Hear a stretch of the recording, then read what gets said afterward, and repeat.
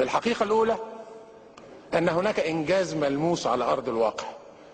بقول إنجاز وبقول ملموس، وهقول ليه.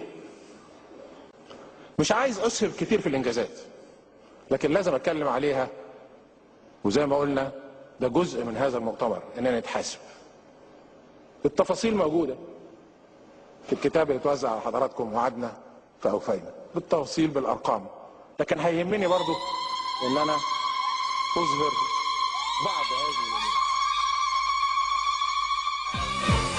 لا باظت ولا خربت ولا جابت جاز، لا مؤاخذة تعيشها ظريفة جدا، ولا فتنة اختربت ولا حد بيشتكي، لحظة ماشية والأشياء معاها. عايشين في حرية، زمن القيود اختفى.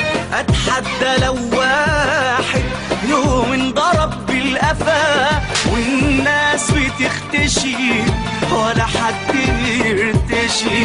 الله على الحياة بقى لونها شفتشي، ده احنا لا صوتنا اتنبح ولا في ملطة بنقدر. ولا خربت ولا جابت جاز، لا مؤاخذة تعيشها ظريفة جدا، ولا فتنة اختربت ولا حد بيشتكي، لحظة ماشية والأشياء معاها. متأمنين من الفقر الضنك، تعليم علاج وحساب في البنك، شقق مرمية والشغل في كل حتة، واللحمة ب7 جنيه وساعات تلاقيها ب6.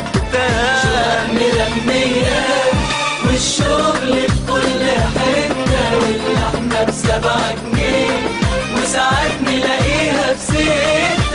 والكل منتعش والكل منتشي، الله على الحياة بقى لونها شفتشي، ده احنا لا صوتنا اتنبح ولا في ملطة بنقدر. ولا خربت ولا جابت جاز، لا مؤاخذة تعيشها ظريفة جدا، ولا فتنة اختربت ولا حد بيشتكي، لحظة ماشية والأشياء معاها.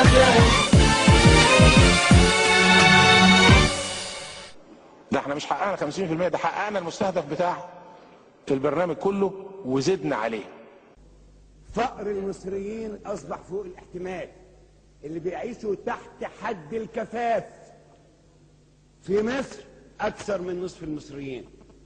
قلة ضئيلة تكتنز ثروات بالملايين، وأغلبية ساحقة لا تستطيع أن تعيش. طبقة متوسطة دمرت وأزيحت بعنف وقسوة لأسفل الهرم الاجتماعي، كانت تقود التنوير والتحضر وعمليات التطور في هذا الوطن، أصبحت الآن خارج الهامش المسموح لها به أن تمارس دورها الاجتماعي.